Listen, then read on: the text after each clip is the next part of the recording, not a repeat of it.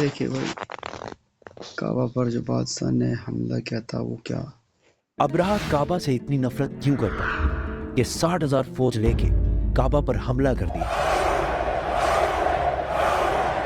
کیونکہ کعبہ پورے عرب کے لیے سب سے مقدس جگہ بن چکی تھی۔ پورے عرب سے لوگ مکہ عبادت کے لیے آتے تھے، جس سے چند لوگ بہت پیسہ کما رہے تھے۔ ابراہ کو اس بات سے بہت غصہ آتا تھا کہ یہ غریب مکہ والے، نہ ان کا کوئی بادشاہ ہے نہ کوئی گورنمنٹ ہے، یہ کیوں پورے عرب کا سینٹر بن چکے ہیں۔ تو اس نے حملے سے پہلے اپنی سلطنت یمن کے کیپٹل سنا میں ایک بہت بڑا چرچ بنایا تاکہ لوگ کعبہ کو چھوڑ کر اس کے پاس آئیں، لیکن یہ پروجیکٹ پوری طرح فلاپ ہو گیا، جس کے بعد ابراہ کے پاس صرف ایک آپشن بچا تھا، کسی طرح کعبہ کو گرایا جائے۔ ابراہ کسی بادشاہ کے گھر میں پیدا نہیں ہوا تھا، بلکہ یہ رومن امپائر کے ایک چھوٹے سے شہر کے ایک چھوٹے سے بزنس مین کا غلام تھا۔ اصل میں مسئلہ یہ تھا کہ یمن اور حبشہ کی لڑائی بہت عرصے سے چل رہی تھی، کیونکہ یمن واز ڈومینیٹڈ بائی جوز، یہودی، اور حبشہ میں سارے کرسچنز رہتے تھے۔ تو کیا ہونا تھا؟ تو پہلے یہودیوں نے حملہ کیا اور کرسچن علاقوں میں بہت تباہی مچائی، جس کی وجہ سے سپر پاور رومن امپائر کو بہت غصہ آیا۔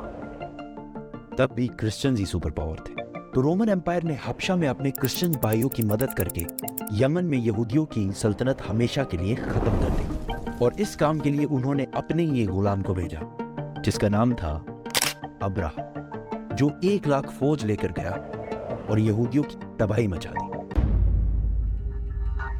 اس جیت کے بعد ابراہ بہت زیادہ سٹرونگ ہو گیا اور اس نے یمن کو اپنے ہی ملک حبشہ سے الگ کر لیا۔ حبشہ کے بادشاہ کو اس پر بہت غصہ آیا اور اس نے پھر ایک فوج بھیجی، لیکن اس بار ابراہ کے خلاف۔ اس نئی فوج نے اپنے ہی جنرل کو قتل کر کے ابراہ کے سامنے پیش کیا اور ابراہ کے فوج میں شامل ہو گیا۔ اس کے بعد ابراہ پورے عرب کا سب سے طاقتور بادشاہ بن گیا اور پورے عرب میں اس کا انفلوئنس پھیل گیا، سوائے ایک چیز کے۔ ہر سال پورے عرب سے ہزاروں لوگ مکہ میں کعبہ کے طواف کے لیے جایا کرتے تھے۔ تو ابراہ نے سوچا اس میں کون سی بڑی بات ہے، ہم بھی ایک بنا دیتے ہیں۔ تو اس نے اپنے کیپٹل میں ایک عالی شان چرچ بنایا، جس کو اس نے پورے دنیا کے ہیرے جواہرات سے بھر دیا۔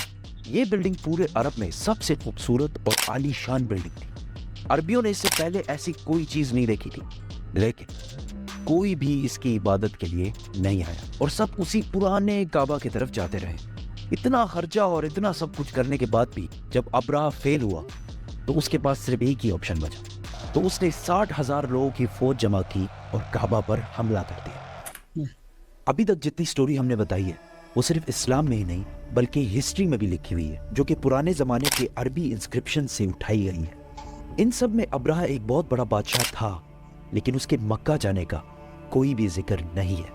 لیکن ریسنٹ فائنڈنگز میں کچھ ایسی یہودی انسکرپشنز ملی ہیں جس میں کلیئرلی لکھا ہوا ہے کہ ابراہ نے ایک جگہ پر حملہ کیا تھا جس میں اسے بری طرح شکست ہوئی تھی۔ تو اب بڑے بڑے ہسٹورینز بھی اس کو مکہ پر کسی حملے کو قرار دے رہے ہیں، جس میں ابراہ اپنے ساتھ کچھ ہاتھیوں کو بھی لے کر گیا تھا۔ عربیوں کو پتا تھا کہ وہ ان کا مقابلہ نہیں کر سکتے۔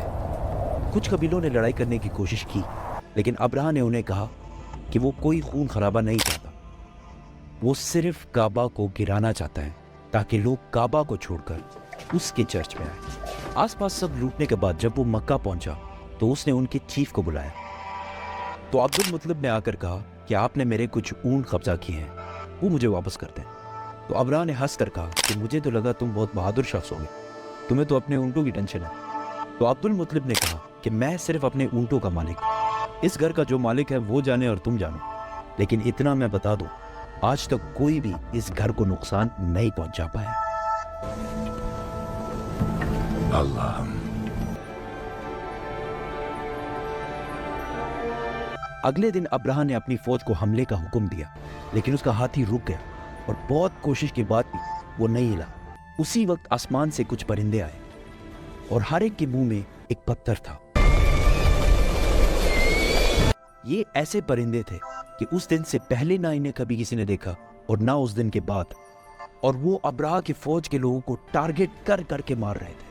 اب اس کو بہت سارے ہسٹورینز نے اسمال پاکس کی ایک ایکسٹریم قسم کا ہے، کیونکہ جیسے ہی پتھر ان کے جسم کو لگتا تھا تو وہ خارش کر کر کے اپنے ہی گوشت کو نکال دیتے، حتیٰ کہ کچھ لوگوں کی ہڈیاں تک نظر آنے لگی۔ اس حالت میں یہ فوج واپس بھاگی और अब्रहा की 60,000 की फौज तबाह व बर्बाद हो गई। मक्का के कुरैश की ये जीत पूरे अरब में फैल गई और कुरैश अरब के नए बादशाह के तौर पर सामने आए। इस वाक़े के बाद पूरे अरब से लाखों लोग काबा के तवाफ के लिए और भी आने लगे और मक्का में हर साल उकास का अजीम शान मेला सजने लगा। मक्का वालों की दौलत डबल ट्रिपल आसमान से बातें करने लगी। लेकिन इसी साल अचानक एक दिन ईरान के सबसे बड़े टेंपल में जो आग सालों से जल रही थी बुझ गई और उसी दिन मक्का में एक यतीम बच्चा पैदा हुआ जिसका नाम था मोहम्मद।